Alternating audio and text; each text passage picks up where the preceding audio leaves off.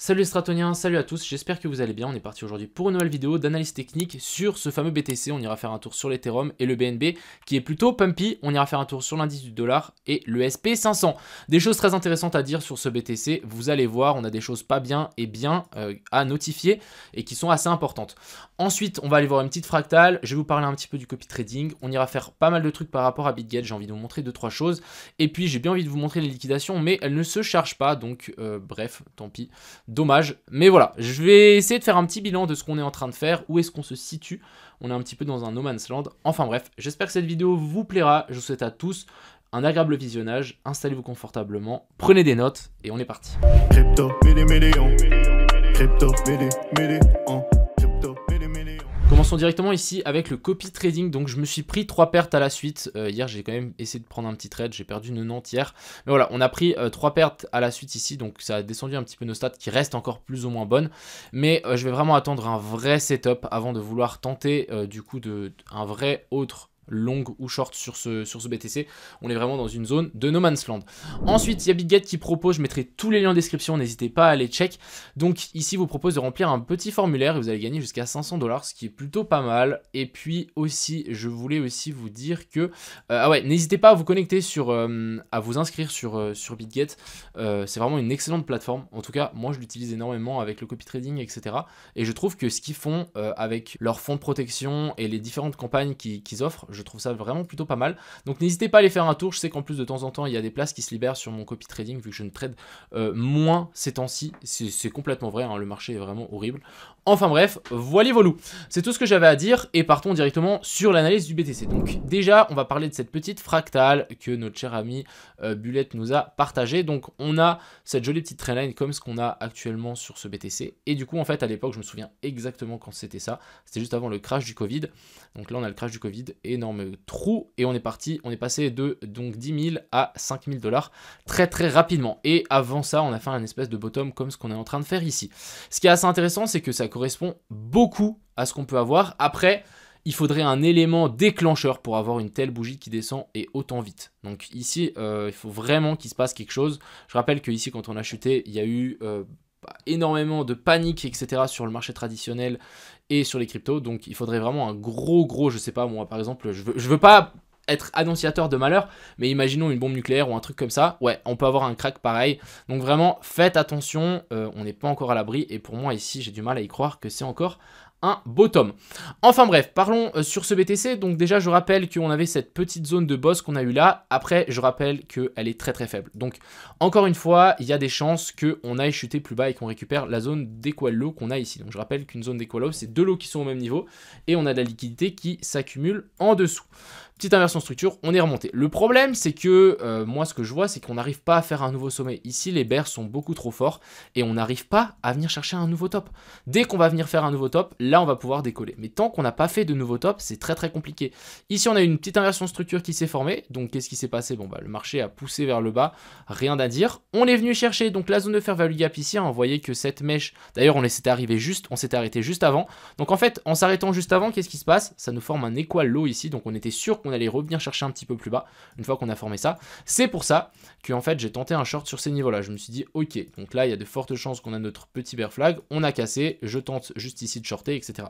On a eu un petit pump, malheureusement je me suis fait sortir, on n'est même pas venu chercher mon TP, dommage, mais je suis assez d'avis encore une fois qu'on peut revenir chercher un petit peu plus bas. Même si on est venu chercher la zone de fair value gap ici, il nous en reste une grosse partie ici qui n'a pas été comblée. Je veux rien dire, mais toute cette zone là ici, il manque quelque chose. Ensuite, on a la zone d'OTE qui n'a pas été touchée, donc notre zone de Optimal Trade Entry qui n'a pas été validée. Et ici, on n'arrive pas à faire un nouveau plus haut et on arrive on reste bloqué en fait sous cette trendline. Donc je me dis, est-ce qu'on ne devrait pas rechuter un petit peu plus bas, récupérer ça et ensuite on repartirait vers le nord. C'est quelque chose de complètement faisable. Et ici, si on zoome en 15 minutes, ici on voit qu'on n'a pas forcément de COS.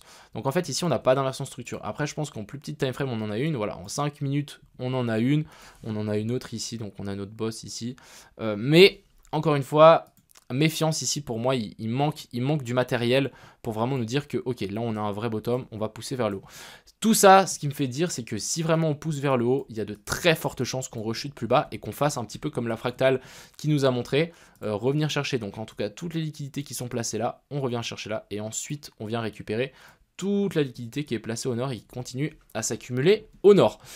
Pour invalider donc ce scénario ici de chute, c'est encore une fois récupération de la zone des 17 600 à 18 200. Il faut absolument une clôture au-dessus de ces zones-là pour vraiment nous dire ok, le bull run est validé, etc. Donc ici pour moi, je suis vraiment très mitigé entre deux trucs. C'est soit on n'a pas trouvé le vrai bottom, on va venir chercher un petit peu plus bas. Et ça c'est qu'un piège parce qu'il y a énormément de gens qui ont long dans cette zone-là et qui peuvent se faire rect. Et du coup, deuxième scénario, c'est directement de partir. Ici, ça tient. Donc, on vient récupérer un peu plus haut. Et en fait, après, on s'inverse et on vient chercher plus bas. Donc, encore une fois, à prendre avec des pincettes. Moi, j'essaie de faire attention avec ce marché qui est un petit peu piégeur en ce moment. On est vraiment au milieu de nulle part et franchement, j'ai pas énormément confiance en cette charte. On va l'avouer, on peut vraiment revenir chercher vraiment vers la zone des 16 000, 15 800, 15 900, un petit peu plus bas avant de vouloir pousser. Mais au final, pour moi, je reste haussier. Hein. Qu'on fasse ça ou ça reste haussier et ensuite, je verrai bien notre fameuse chute qui arrive par la suite. Continuons donc sur l'Ethereum. Donc l'Ethereum ici, on avait ce petit short, hein, je ne sais pas si vous vous souvenez, qui n'a pas passé. Mais voilà, c'était un pas pair trade. Encore une fois, j'avais pas mis d'argent parce que je vais éviter trop de m'exposer actuellement sur le marché alors que c'est plutôt un marché où on devrait accumuler. Ici, on avait ce petit Equalo qui s'est formé. On est venu le récupérer. Equal High, excusez-moi, on est venu le récupérer avec cette mèche à la perfection. Et du coup, on est venu chercher un nouveau plus bas. Donc techniquement, en fait, ici, on est dans une inversion de structure. En gros, ici, on a notre COS qui s'est formé. Et ensuite, ici en dessous, on a notre boss qui s'est formé aussi. Donc, en fait, inversion de structure. On revient chercher assez haut. Donc, on est venu venir récupérer toutes les liquidités qu'il y a placées là. Et théoriquement, on devrait potentiellement rechuter ici. Et surtout qu'on reste dans une structure baissière. Vous voyez qu'ici, on n'a pas réussi à faire un nouveau sommet. Ici, on n'arrive pas. Là, on n'arrive pas, on n'arrive pas. Ça reste vraiment une structure baissière. Et ici, on a vraiment une target qui est bien visible. On a cet equal low qui est placé là. Et ce serait vraiment la target de ce potentiel short. Donc ici, techniquement, je pense qu'on peut peut-être tenter de nouveau un truc comme ça. Encore une fois, ça reste un paper trade, je ne vais pas le trader. Mais je pense qu'un truc comme ça, c'est largement faisable. Et on vient chercher cette zone-là. Donc ça nous fait un ratio de 4, quelque chose de complètement logique. Ensuite, du côté du BNB, donc on nous fait quelque chose de plutôt gros. On est venu faire une clôture, en fait, au-dessus de cette zone-là. Je ne sais pas si vous imaginez, c'est qu'en fait, là, on a une inversion de structure. On a notre COS ici. On a notre boss ici, donc maintenant on attend une correction dans ces zones-là, et ensuite c'est des parts. Prochaine target ici pour le BNB, c'est un nouveau sommet, et on vient récupérer la mèche qu'il y a là.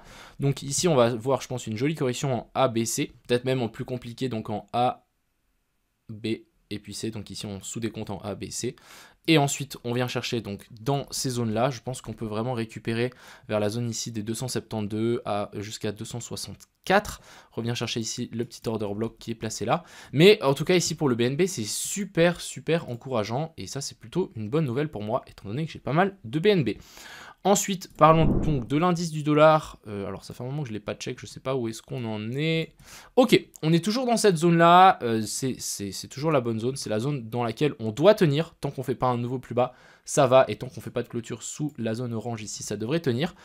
On est peut-être en train de faire un joli bottom, et je pense qu'on est potentiellement en train de faire un joli bottom. Ici, on a une petite inversion de structure qui s'est formée. Magnifique. Personnellement, je m'attends toujours encore à un pump ici sur l'indice dollar. Et je pense que le SP500, on peut vraiment chuter. Alors, malheureusement, on n'est pas venu chercher un nouveau sommet. Donc ici, en fait, ça nous fait comme une zone, un aimant.